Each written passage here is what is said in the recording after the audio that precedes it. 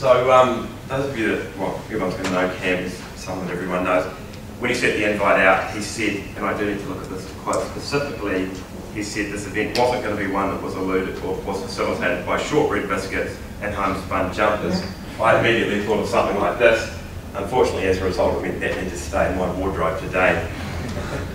We're already on to stage 2. All right, there should be an Allied Medical logo here. There's not. There's a picture of my dad.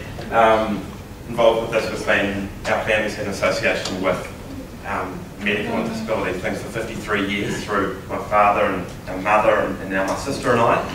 Our company, Allied Medical, it's like a sprint, I should have worn different shoes.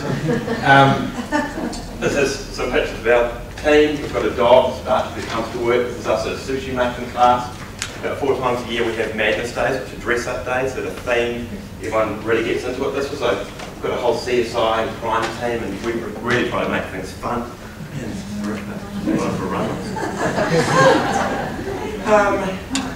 is the kind of boring, but this is what we do. If people ask, we are a provider of mobility and rehabilitation products. We do everything from bath chairs to knee braces to power chairs to standing frames to wheelchairs to all sorts of things. About 35 companies from around the world.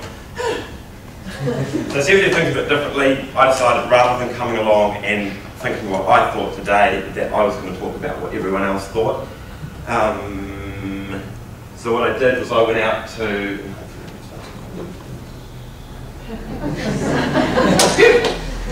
and I talked to a whole lot of our end users, the clinicians we work with, suppliers of ours from around the world, people in our own team, and just wanted to get their thoughts on what Allied Medical did rather than what I think, because I may well think something quite differently.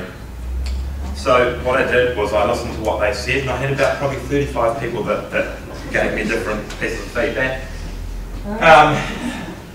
And it confirmed a few things that I already thought, it challenged a few things that I thought, and it raised some other things that were completely different that I hadn't really factored in.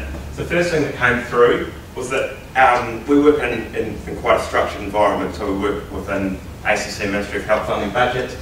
The bit that people actually see that we do is we actually help them cut red tape, and that was something that we've never thought of, but was an awesome thing to hear that we do, and that our team goes out of their way. While we work within quite a constrained environment at times, we absolutely navigate it in the best way that we can. These are some pictures of we've got a mobile technical service that goes and installs equipment around the country. Something we've been big on from day one is that it doesn't matter where you live, you get the same service. You don't choose to have a disability because you live in Invercargill or you live on Waiheke. We want everyone to have exactly the same access. This picture of my dad with some more clothes on. I went and I spoke to him because I thought this is a guy that we call a fountain of knowledge in our building.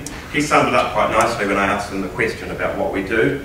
He said we believe in going beyond the basics to continually boost each person's ability to live an independent, safe and responsible life. I can't really say any better than that, so we'll leave it beautiful. This isn't my dad. One of the other things that came through was that people found this very flexible, and that often a lot of people feel quite constrained by what goes on and they don't know how the process works. We come along and we show flexibility and we tailor things and we make it fit. This was a clinician or a physio that I asked, and I said, you know, what do you think? He said, for you guys, it's the can-do attitude that makes a difference. There's no, we can't, it's impossible, we're not going to be able to, tough luck. We do what we set out to do, and that goes an immensely long way. One of the other things that he said, actually, by chance, was that people constantly feel like they're waiting. There's always someone else sitting on someone's, you know, these people that we work with have piles that are just mountains high. People are waiting. We do everything that we can to be as quick as we can to make sure that the bit that we touch is as quick as possible and people get what they need. We also, from the start, one of our values is having fun.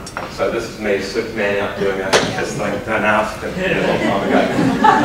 We dress up. We really, this is actually number plate on one of our vehicles. This isn't meant to be a fun thing, but we try and make it fun.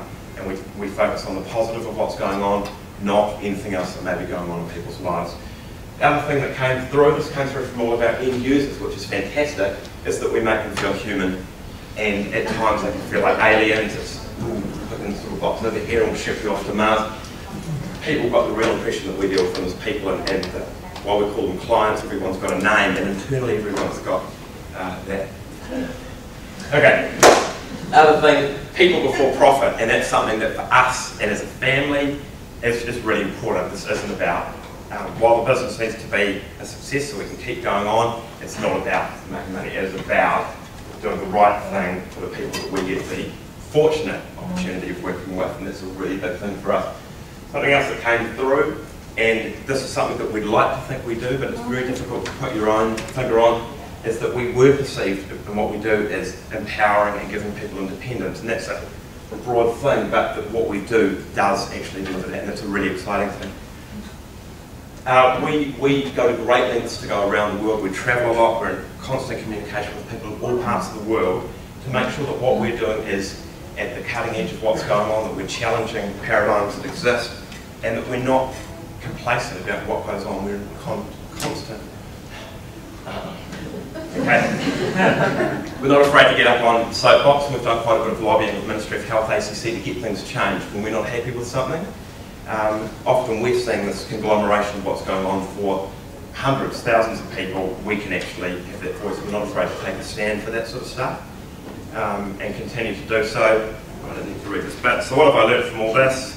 That while we may operate within what many would see as a very structured and confined environment, by providing flexibility, treating people as people, focusing on outcomes rather than challenges, and collaborating, we're able to contribute to the achievement of some truly awesome things by some truly awesome people.